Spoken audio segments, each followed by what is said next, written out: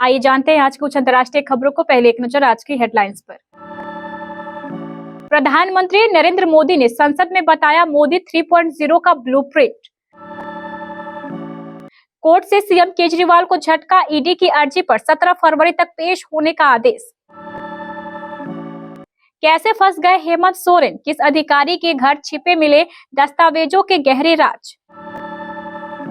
आदिवासी बाहर तो मुस्लिम अंदर क्यों, शरीयत पर नहीं करेंगे समझौता। क्या बीजेपी के साथ जा रहे हैं जयंत चौधरी, शिवपाल यादव का नया दावा।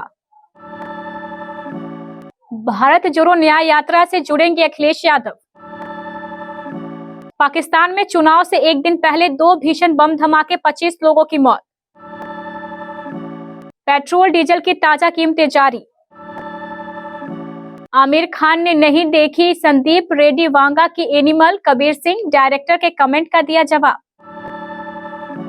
और कौन है सचिन दास, भारत को अंडर 19 वर्ल्ड कप फाइनल में पहुंचाने वाले। राजस्थान में पीएम मोदी ने अपने तीसरे कार्यकाल यानी मोदी 3.0 की भविष्यवाणी भी की है और दावा भी किया है। राष्ट्रपति के अभिभाषण पर धन्यवाद प्रस्ताव की चर्चा में पीएम मोदी लोकसभा में 99 मिनट बोले थे। आज बुधवार को करीब 90 मिनट का वक्तव्य दिया। आज के भाषण में पीएम मोदी के 4 बड़े हिस्सों में एक हिस्सा कांग्रेस पर हमला करने का था, दूसरा हिस्सा जाति के नाम पर चल रही राजनीति को लेकर हमले का था, तीसरा हिस्सा अपने 10 साल के कामकाज की तुलना कांग्रेस के 10 साल के कामकाज से करने का था और चौथा हिस्सा अपनी आगामी सरकार के दावे के साथ 5 साल का नया टारगेट फिक्स करने का था। पीएम मोदी के इस भाषण में आगामी लोकसभा चुनाव में बीजेपी की नीतियों का ब्लूप्रिंट भी नजर आया। उन्होंने कांग्रेस पार्टी को परिवारवादी, निराशावादी करार देते हुए तीसरी बार मोदी सरकार बनाने का दावा किया है। दिल्ली के मुख्यमंत्री और आम आदमी पार्टी के संयोजक अरविंद केजरीवाल को बड़ा झटका लगा है।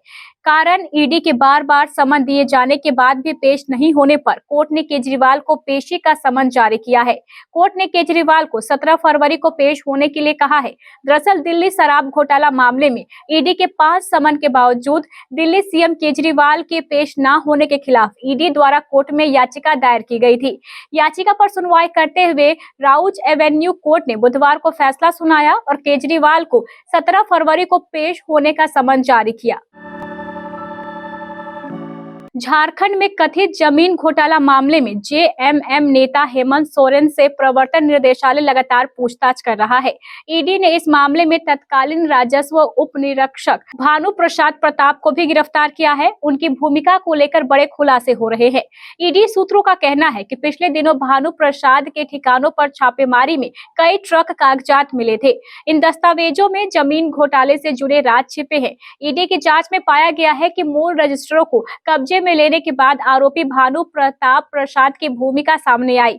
उसके पास जमीन के मालिकों के रिकॉर्ड है जिन्हें उसने अपने घर पर छिपाकर रखा था। भानु प्रताप प्रसाद ने खुद जाकर जमीन का निरीक्षण किया था। भानु के मोबाइल से बरामद संपत्तियों के संबंध में हाथ से लिखे नोट भी मिले थे। उत्तराखंड विधानसभा में आज से यूनिफॉर्म सिविल कोड बिल पर बहस शुरू हो गई। इस बीच मुस्लिम संगठनों ने इस बिल का विरोध करना शुरू कर दिया। देहरादून में इस बिल के खिलाफ प्रदर्शन भी हुआ। जमीयत ए उलेमा ए हिंद ने कहा है कि मुसलमान ऐसा कोई भी कानून नहीं मानेगा जो शरीयत के खिलाफ हो। जमीयत उलेमा ए हिंद ने इस बिल से आदिवासियों को छूट दिए जाने का हवाला देते हुए कहा कि यदि इस कानून से आदिवासी समुदाय को अलग रखा जा सकता है तो संविधान में मिले धार्मिक स्वतंत्रता के आधार पर अल्पसंख्यकों को भी इस कानून के दायरे से अलग रखा जाना चाहिए।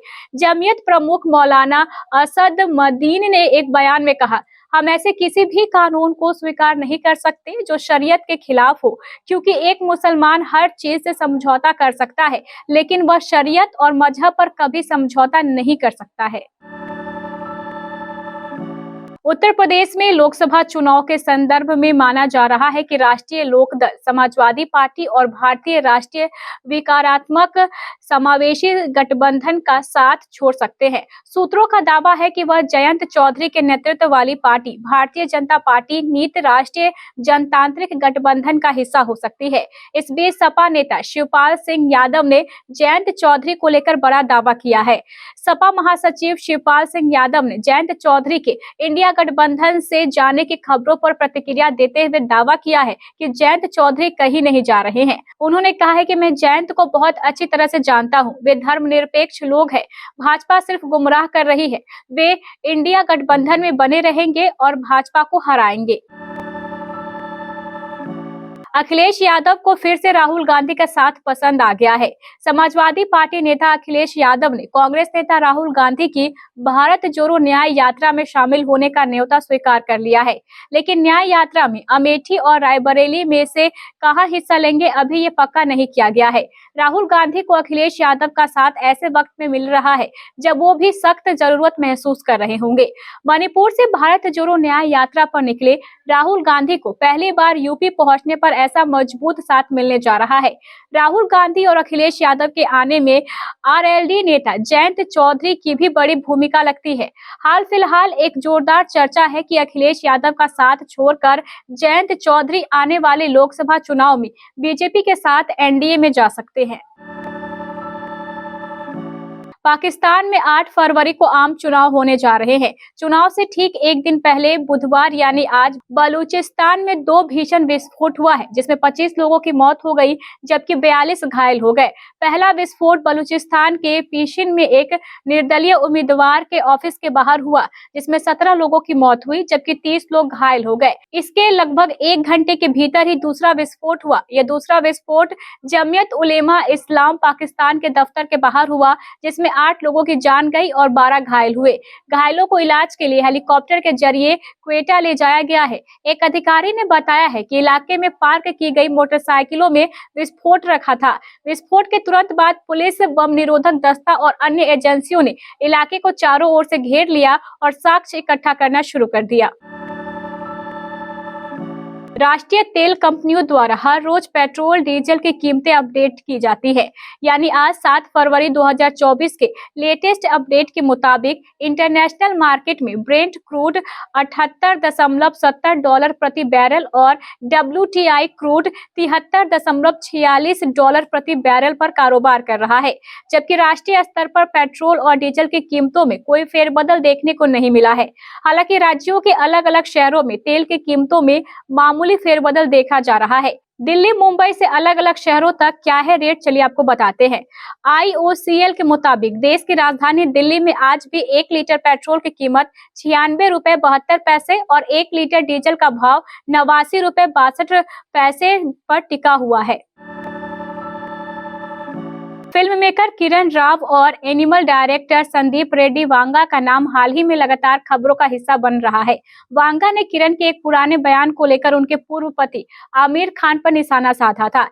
किरण ने कुछ महीने पहले बॉलीवुड फिल्मों में स्टॉकिंग को ग्लोरीफाई करने की आलोचना करते हुए संदीप रेड्डी वांगा की फिल्म कबीर सिंह का नाम लिया था। वांगा ने अपने एक हालिया इंटरव्यू में इस बयान को लेकर किरण राव के बयान पर रिएक्ट करते हुए कहा था कि उन्हें ये देखना चाहिए कि आमिर अपनी फिल्म दिल और खंभे जैसी खड़ी है गाने में क्या कर रहे थे। किरण ने वांगा के बयान पर रिएक्ट करते हुए कहा था कि वांगा को अगर आमिर के पिछले काम से दिक्कत है तो वो सीधा आमिर से ही बात करे। भारतीय cricket team under 19 world cup में फाइनल में पहुंच चुकी है। अंडर 19 भारतीय टीम ने सेमीफाइनल में मेजबान दक्षिण अफ्रीका को कांटे की टक्कर में हराया। एक समय भारतीय टीम 32 रन पर 4 विकेट गंवाकर संघर्ष कर रही थी। सचिन दास ने इस दबाव से भारत को निकाला। यूं तो कप्तान उदय सहारन क्रीज पर टिके हुए थे, लेकिन वो सचिन दास ही थे जिन्होंने आग उगल रहे अफ्रीकी गेंदबाजों को उन्हीं की भाषा में जवाब दिया। जब सचिन बैटिंग करने आए तो भारत का स्कोर 12वें ओवर में 32 रन था, यानी रन रेट 3 से भी कम। तब सचिन ने 47 गेंद पर 50 ठोक दी, जिसमें 9 चौके शामिल थे। बाउंसर पर उनका पुल और हुक देखने लायक था।